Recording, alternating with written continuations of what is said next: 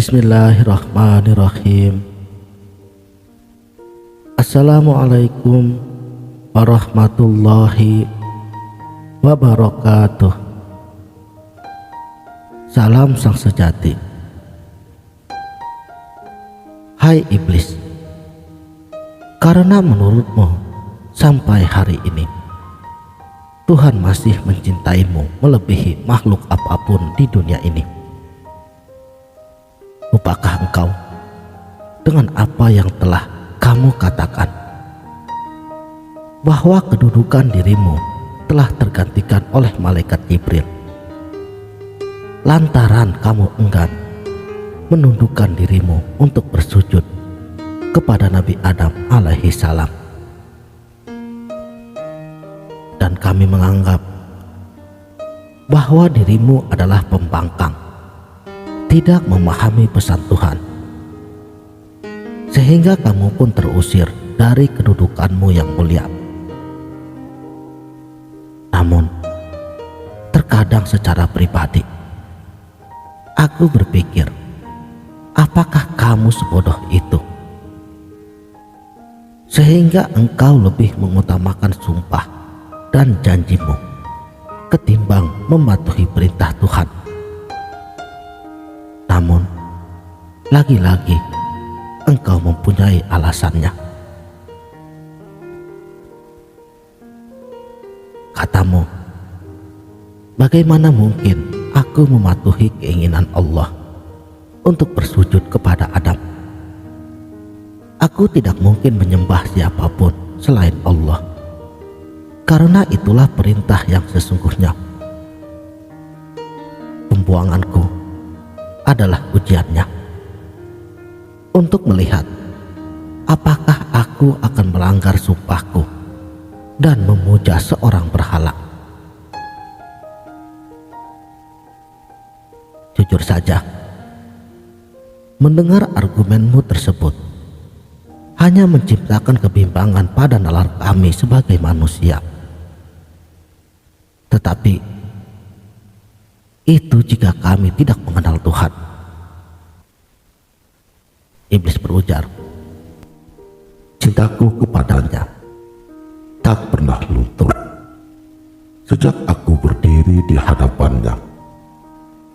Kalian manusia sendiri kapan pernah bersamanya? Sekali saja kalian memandang matahari, sengatannya akan menyakitimu. Bahkan ketika matamu tertutup, masih saja kalian merasakan sengatan yang membakar. Sementara aku dalam keadaan buta sekalipun masih kulihat wajahnya.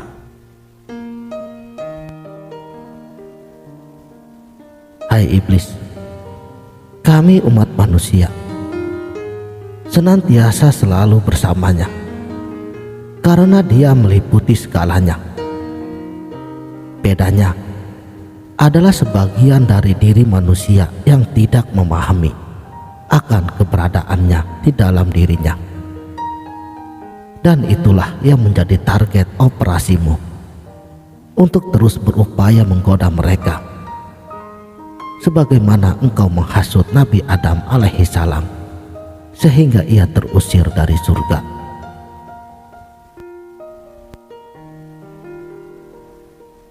Kalian manusia menganggap Adam berdosa gara-gara hasutanku.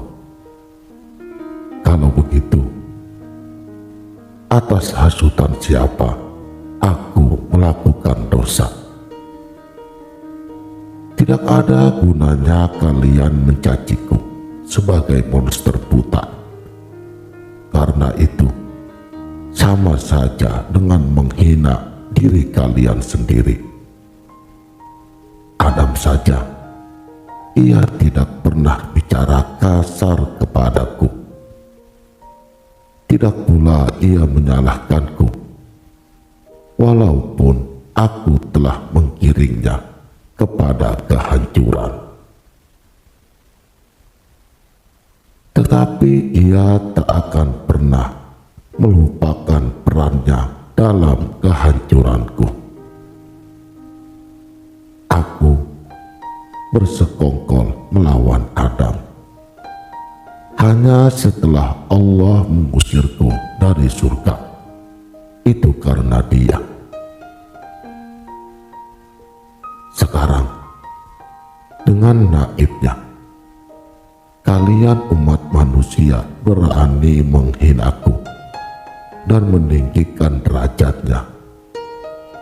Nabi Adam dengan omong kosong bahwa hatinya penuh kepedihan dalam penyesalan.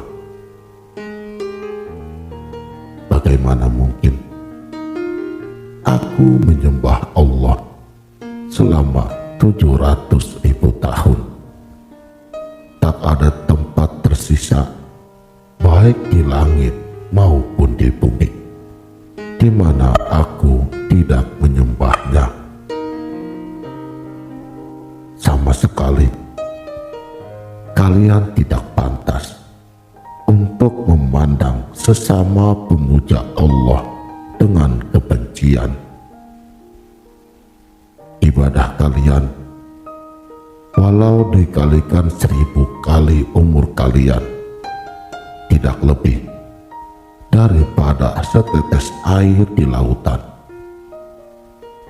dibandingkan cintaku kepadanya. Jika demikian adanya, lalu mengapa kamu tidak mematuhi permintaan Tuhanmu dengan cintamu?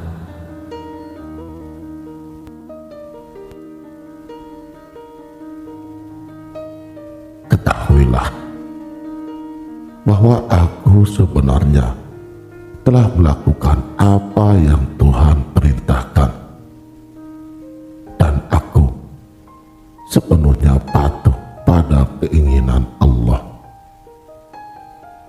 Mau bagaimana lagi, tak ada ruang yang luput daripada kuasanya. Aku bukanlah tuan dari keinginanku sendiri. Jika ku turuti keinginanku, sudah pasti akan aku jaga kedekatanku dengannya daripada melakukan kesalahan konyol semacam ini. Tak peduli berapapun harganya. Istananya penuh dengan para penjilat yang mencintainya karena takut. Takut akan kemelaratan dunia dan takut akan kobaran siksa api nerakanya. Lalu mereka mencintai Tuhannya demi untuk sebuah surga, tidak lebih dari itu. Allah telah memberiku kuasa atas dunia demi menyingkap kuasanya yang agung. Kekuasaanku tentu saja tersamar karena semua adalah miliknya. Tetapi melalui aku, dia meninggikan dan memuliakan dirinya. Dengan berperang melawanku, sekalian makhluknya akan menjadi lebih tangguh dan terbukti keimanannya. Jadi, jangan lagi menundingku sebagai sumber penderitaan manusia. Justru, manusialah yang merupakan sumber malapetaka bagiku. Karena Adamlah aku dikutuk. Karena dosa-dosanya, aku juga yang dibuang. Sementara tuduhanku kepadanya semuanya nyata. Hanya karena tak rela aku sujud di atas debu untuk memuja anak debu Adam, aku dilaknat.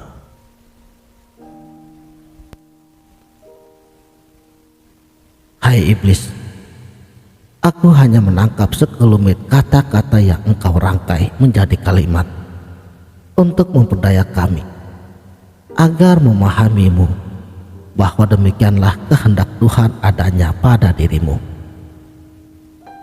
Jika memang demi kebenaran dalam perjalanan bagi manusia agar terselibak sisi gelap dan terang melalui peranmu, maka seharusnya peran itu kamu jalankan dengan cinta, bukan dengan keluhan seperti yang kamu katakan.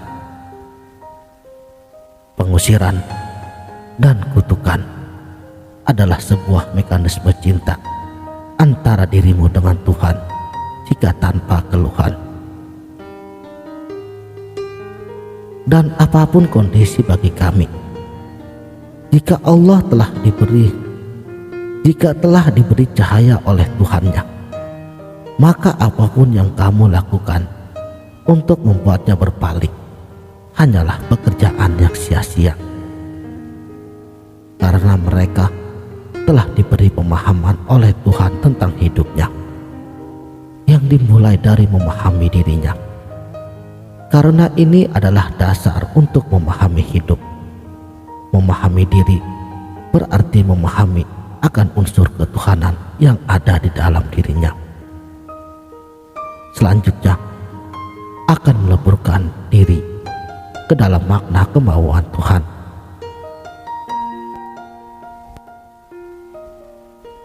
Aku tidak mengeluh. Aku melaksanakan tugas ini tentu saja dengan senang hati. Aku terima beban kutukan dan laknatnya. Malah sebenarnya sama sekali bukan kutukan bagi mereka yang melihat dengan kebeningan hati. Pengorbananku yang kulakukan menjadi berkah. Pahala yang kuterima sama besarnya dengan pahala jihad.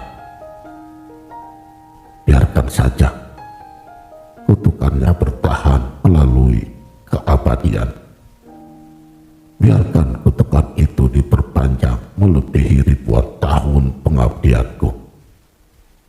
Biarkan matanya memandangku entah dengan cinta ataupun dengan kemurkaan. Tapi sesungguhnya Dia telah mengistimewakan aku ketika aku menolak untuk bersujud di hadapan Adam.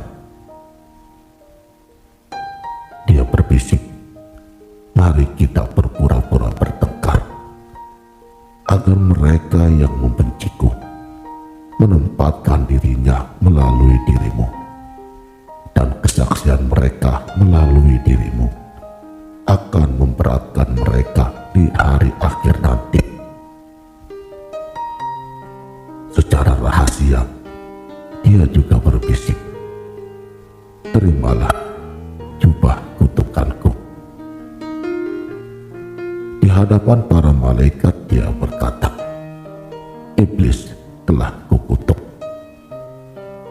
Mereka menggeleng dan menangis, seraya berkata, jika dia sampai tega mengutuk iblis, malaikat terbaik di antara kita, siapa lagi yang bisa aman daripada kutukannya?